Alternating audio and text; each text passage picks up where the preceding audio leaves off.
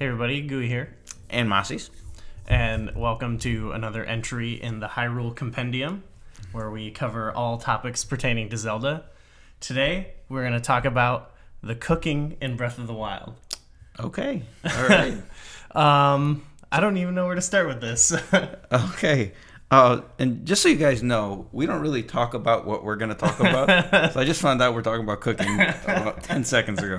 I hyped it up to you too. Like, this is going to be good. Okay. So cooking, when I first, when I first got the game, when I was first playing, I think my first experience with cooking was when I was on the greatest plateau. And I was going up to the mountain region, the snow region. And it's cold, and you can't just run off there, otherwise you're gonna freeze to death. Right. And then you find the spicy peppers, I think it is, the chili peppers or whatever they are, and you gotta cook them, and then you can eat them, and then that gives you like cold resistance for however many minutes or whatever. And I felt at the time that was cool. That it was not the only way to survive. You can like light a torch and run with it, and that would keep you warm, or make little campfires. It was more of a temporary solution. But it felt very like integral to that portion of the game, the cooking. Yeah. And I didn't know if that was just going to continue like that from that point forward. But then also on the Great Plateau, you got apples. I think there were some berries. I think there were some meat, like some of the bokoblins were cooking. Right. And you could cook stuff up. And I didn't know. I still don't really know if there's any like super secret recipes. Like if you mix these exact 5 ingredients, you get something that's like the greatest thing ever or something. I get the sense that that isn't the case or something. I imagine some things just mesh better together. Yeah. But so what were your initial thoughts with cooking? Initially, I was just so excited about it. It was just really fun the first time I played it to like think about what would make a good meal, like if you use those ingredients and make it. And yeah, I just had a good time for a while, just combining ingredients and seeing what I got. Even if I wasn't thinking about like, oh, this thing had 2 hearts and this thing had 1, and now I got, I got this bonus from it. It was fun. But then after a while, I still like it actually. I still cook a lot, but it's not as fun to like mix the ingredients. In fact, I don't know how a lot of people do it, but I feel like the best strategy is to maybe take something that gives you a bonus like stealth or extra hearts or whatever, and just only cook that type. And then, you get something really good. I guess you could cook less of it if you didn't want to waste, Right. But, it's become more of a routine than it has like a fun project, I guess. Yeah, like so towards the later half of the game, and even my second playthrough, it's like I find a pot where I can cook, usually at a stable, and it's okay, I'm running low on food, so let me go. And I pull up my materials or whatever, and it's like, okay, I've got 17 apples, so all right, here, let me hold 5 apples, put them in the cooking pot, cook. Here's 5 more apples, put them in the cooking pot, cook.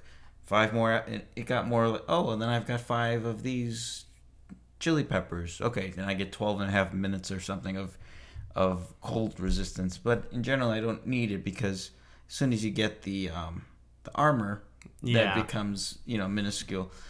And I never, ever really did anything with the elixirs or even crafted like food that gave you like stealth. I think you can upgrade your stealth, your attack power, your defense, your speed, stamina.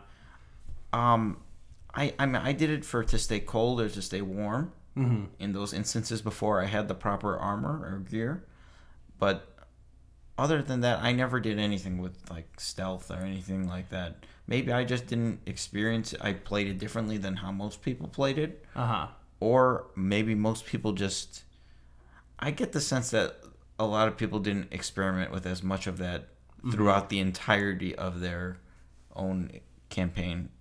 Yeah, actually, yeah, we should say let us know like what you did experiment with. You know, if you thought you needed the bonus stealth or stuff like that. And more importantly, if you did that the first time, or if that was something you did that throughout your entire quest. Right. That because I think that was the difference.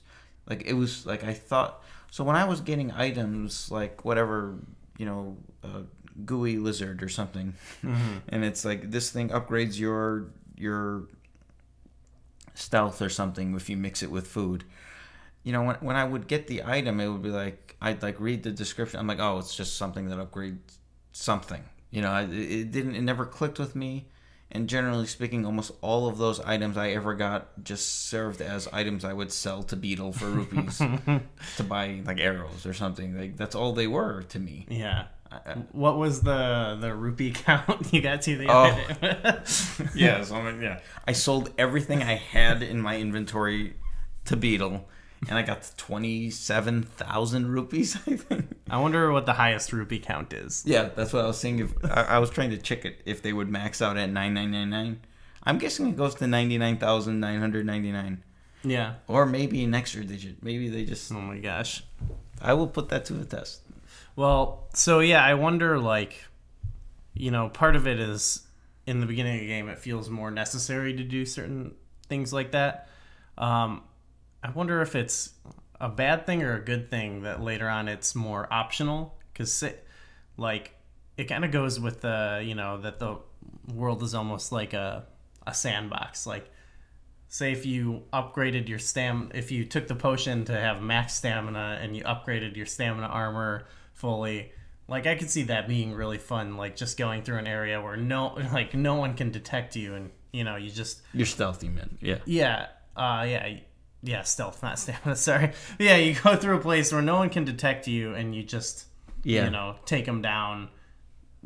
When you're totally outnumbered, that could be fun if you want to do that. But the fact that maybe it's not as integral to the game do you think that's a bad thing or a good thing? Well, with stealth in particular, I think that's cool.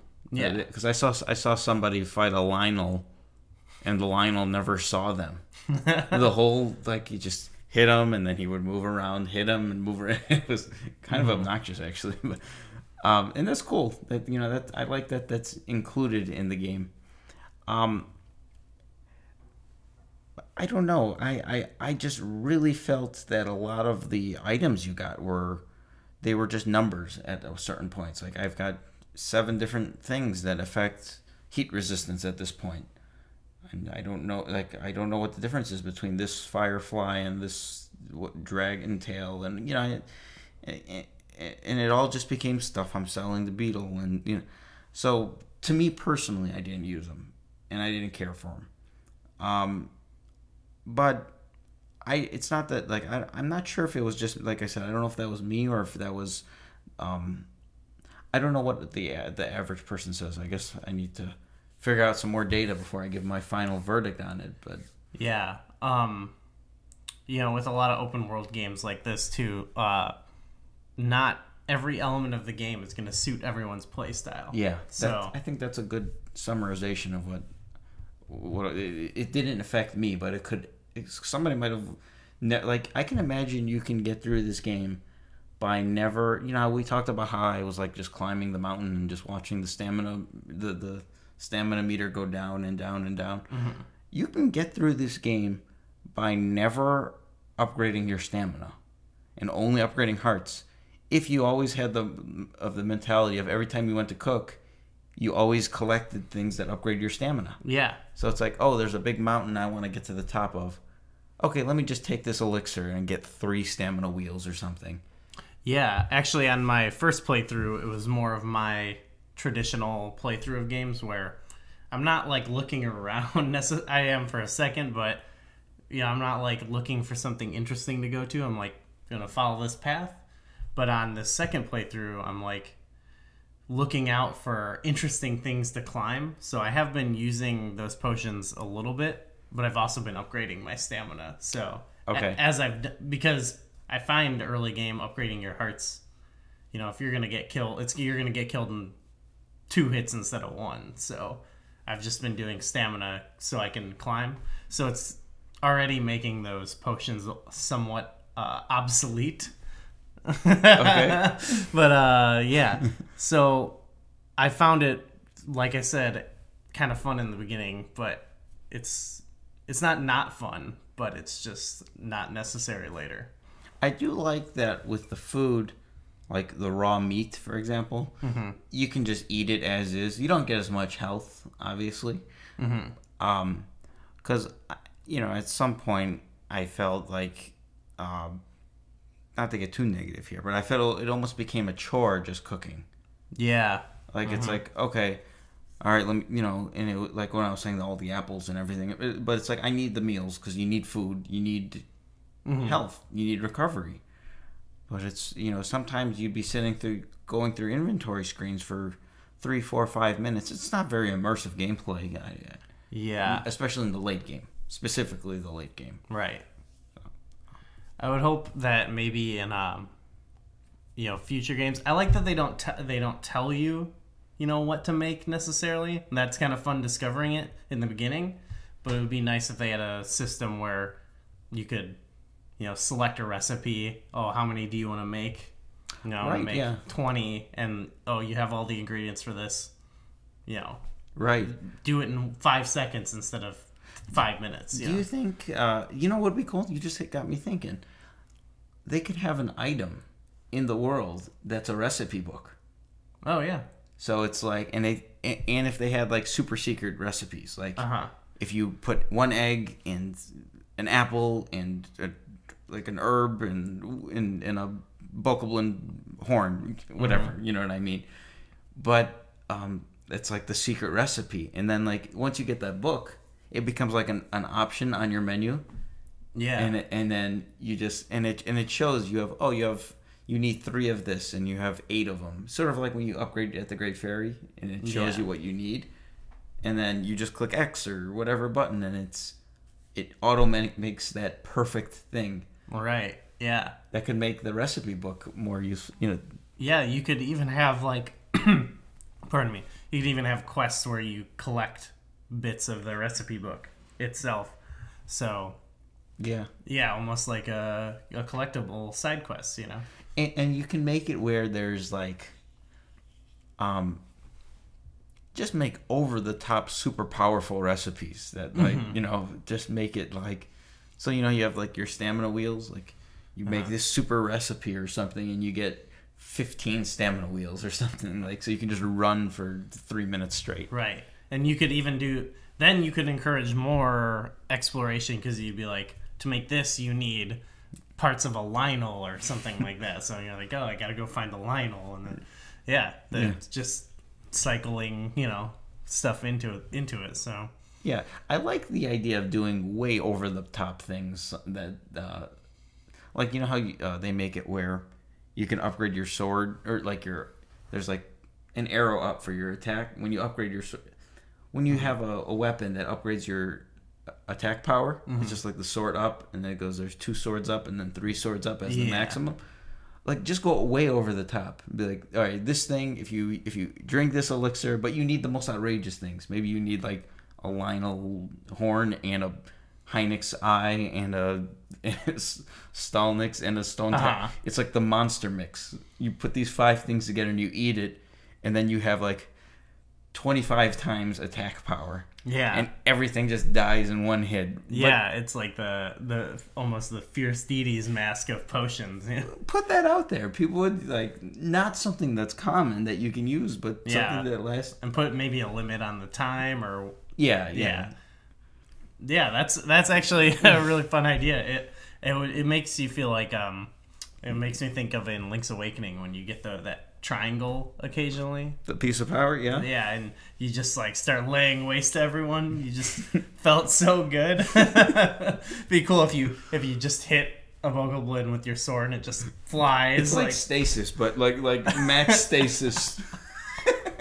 Enemies flying across the overworld. Wow, yeah, okay. We've come up with a good idea.